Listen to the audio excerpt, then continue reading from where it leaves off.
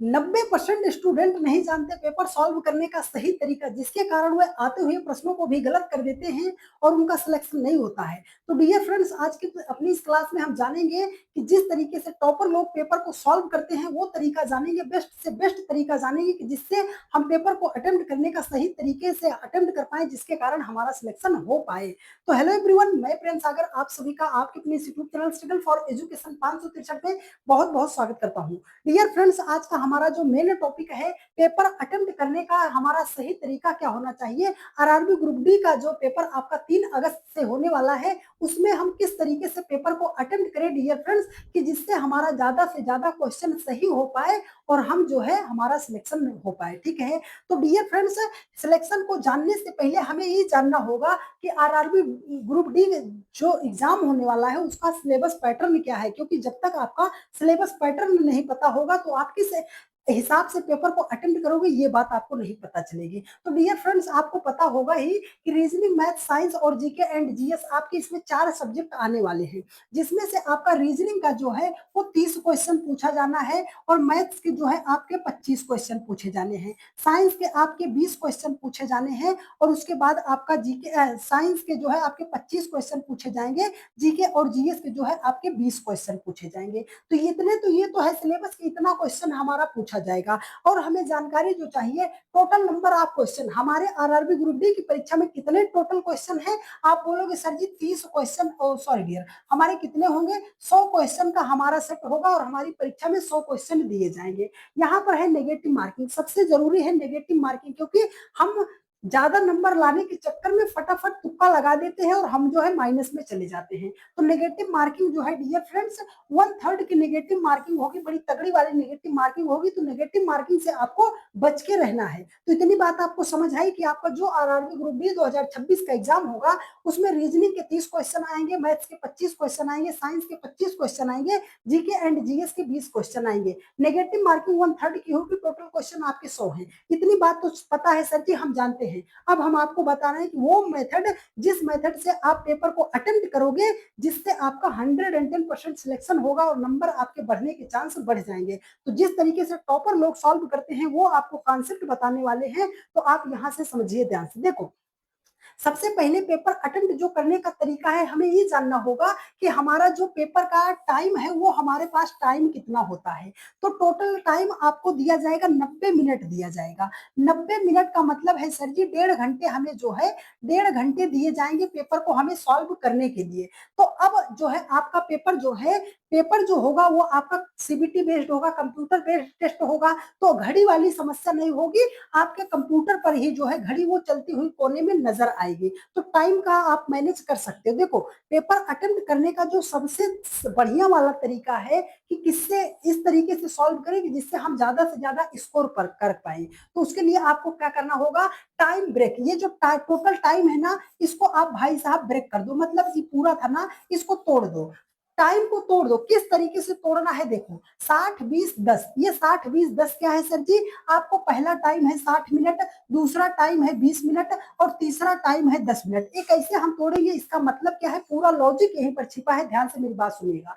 आपके पेपर में जो है कितने क्वेश्चन होने वाले हैं, 100 क्वेश्चन आपके पेपर में होने वाले हैं। हम सॉल्व कैसे करते हैं सर जी, हम एक सवाल बनाते हैं, आंसर फिलअप करते हैं, दूसरा बनाते हैं, टिक करते हैं, तीसरा बनाते हैं, टिक करते हैं, ये तो सबको करना पड़ता है। लेकिन टाइम ब्रेक का मतलब क्या है, आपने एक बात अक्सर, अगर 100 स्टूडेंट्स निकल रहे हैं तो उसमें से 80 से 90% स्टूडेंट्स से आपने मुंह से ये कहते हुए सुना होगा, सर जी क्वेश्चन तो पीछे वाले आसान थे लेकिन हमारा टाइम ही जो है कम पड़ गया। आपने ये बात अक्सर एग्जाम हॉल से निकलते हुए हर स्टूडेंट्स के मुख से ये बात जरूर सुनी होगी। तो सबसे बड़ा जो खेला है ना, वो टाइम का खेला है। आपको नॉलेज है, आप सवाल को बना पा रहे हो, ये बहुत अच्छी बात है, लेकिन फास्ट तरीके से कम टाइम में कौन बना पा रहा है, ये जरूरी बात है। तो सर जी इस टाइम को मैनेजमेंट हम कैसे करेंगे वो आपको बताते हैं। तो ये 60-20-10 का जो रेशियो बताया है ना, ये 60 मिनट में आपको करना क्या है सर जी, 1 से 100 क्वेश्चन, 1 से 100 क्वेश्चन को आपको एक सरसरी नजर में जो है टिक करते हुए चला जाना है। लेकिन कौन सा क्वेश्चन,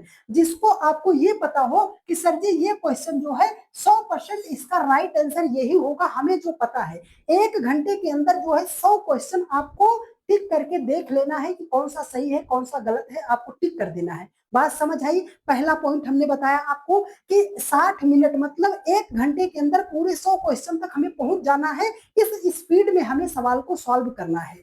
ठीक है? अब ये दूसरा पॉइंट है। दूसरा पॉइंट हमें ये पता है कि एक बार में अगर हम 100 क्वेश्चन तक गए हैं तो 100 क्वेश्चन हम अटेम्प्ट नहीं कर पाएंगे। 100 क्वेश्चन हम एक बार में नहीं अटेम्प्ट कर पाएंगे। 100 क्वेश्चन में से हमारे कितना क्वेश्चन सही होंगे? मैक्सिमम जो क्वेश्चन सही होंगे सर जी 60 से हमारे जो है 50 से 60 क्वेश्चन सही होंगे। कितने क्वेश्चन सही होंगे? 50 से 60 क्वेश्चन एक बार में हम जो है सवाल को सॉल्व करते समय लगा पाएंगे, अगर हमने अच्छे तरीके से पढ़ा है तब। तो आपके 50 से 60 क्वेश्चन एक बार में 1 घंटे में सॉल्व हो गए। बचा आपके पास 40 से 50 क्वेश्चन बचा ना, 40 से 50 क्वेश्चन बचा। अब ये तो थोड़ी जरूरी है कि अगर आपका 100 नंबर का क्वेश्चन है तो आपको 100 में 100 ही आता होगा, 100 में 100 नहीं आता होगा, कुछ 10-20 तो आपके ऐसे होंगे जो नहीं आते होंगे, है ना? तो आपको क्या करना है, ये जो 20 मिनट बचा है ना, उसमें से आपको 1 घंटे में उस क्वेश्चन को टिक करना है जिसका सटीक आंसर आपको पता हो, जो एक बार में, जैसे आप रीजनिंग का सवाल लगा रहे हो, एक बार में आंसर आया टिक करो, नहीं तो आगे बढ़ो। दूसरा आपने गणित का सवाल उठाया, एक बार में आया नहीं तो आगे बढ़ो। ठीक है?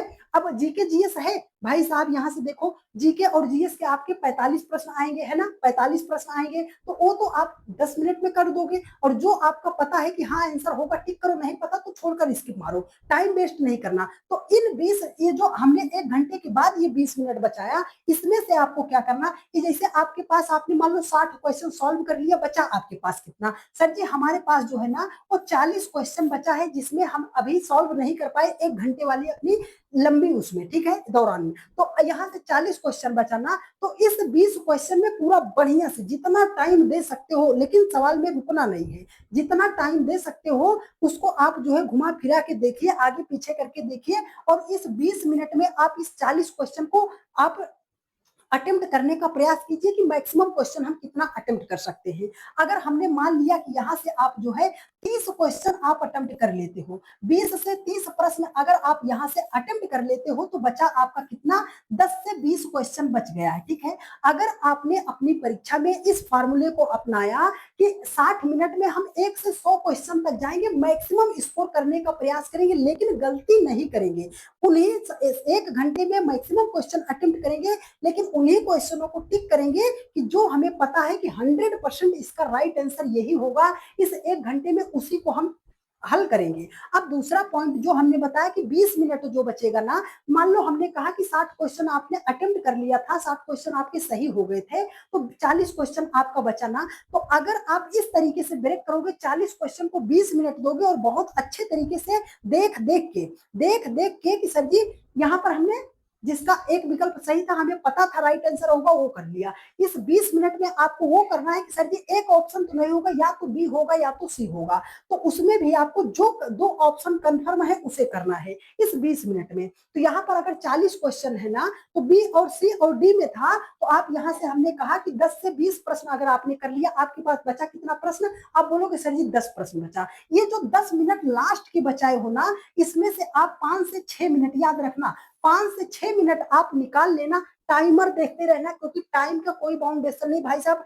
घड़ी जो है ना आपके कंप्यूटर पर चलती नजर आएगी, तो वहां से देखते रहिए, और जो मेथड हमने बताया अप्लाई करते रहिए, 100% आपके स्कोर जरूर बढ़ेंगे। तो ये 10 मिनट जो बचा है ना, 5 से 6 मिनट आपको क्या करना है, ये आपका 10 से 20 प्रश्न जो बचा है ना, इसमें से आप करो, मान लो आपने 20 प्रश्न था, इसमें से आपने 8 से 10 प्रश्न को ही सॉल्व कर डाला, अब आपके पास बचा है मात्र 10 प्रश्न। ये जो आपके पास 4 से 5 मिनट बचा है ना, जो आप तुक्का लगाना चाहते हो, इस 4 से 5 मिनट में आप इन 10 सवालों में तुक्का बेझिझक आप लगाओ, आप बढ़िया स्कोर करोगे। लेकिन टाइम ब्रेक करने का तरीका आप सीख लो। एक ही बार में जो गोला भरते हुए टिक करते हुए जाते हो ना, आप गलत कर देते हो। और पूरा पेपर इसका करने का सिर्फ एक मकसद है, एक बात मेरी याद रखना, सबसे जरूरी जो बात है, ट्रिपल स्टार बना के लिखना, जहां से आपका सबसे ज्यादा जो आपको गड़बड़ कराता है। याद रखना मेरी इस कही गई बात को, किसी भी सवाल को जिद नहीं पकड़ना है।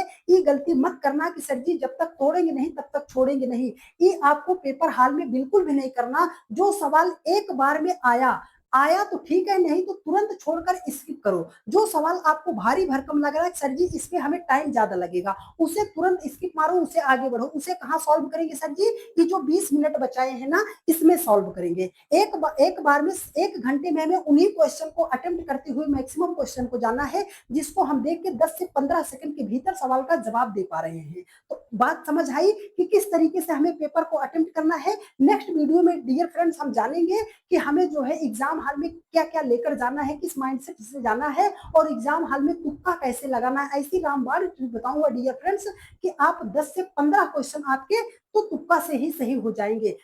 सैकड़ों टेस्ट हमने दिया है, सैकड़ों टेस्ट के एनालिसिस के बेस पर बताएंगे कि 10 से 15 नंबर आपको वैसे ही बढ़ जाएंगे तुक्का से। लेकिन आपको नेक्स्ट वीडियो का वेट करना पड़ेगा, जल्दी ही बनाएंगे, ठीक है। तो आज की क्लास का मेन मोटिव था कि किसी भी सवाल में हमें जो है फंसना नहीं है। एक बार में आया तो ठीक है, नहीं तो टाइम वेस्ट नहीं करना। नहीं लास्ट में आप निकलते निकलते एक ही बात बोलोगे कि सर जी पेपर तो आसान था लेकिन हम टाइम कम पड़ गया। तो टाइम नहीं कम पड़ेगा, लेकिन आपको टाइम को ब्रेक करके हुए चलना है, ठीक है। तो वीडियो कैसी लगी है प्यारा सा कमेंट करके जरूर बता दीजिएगा।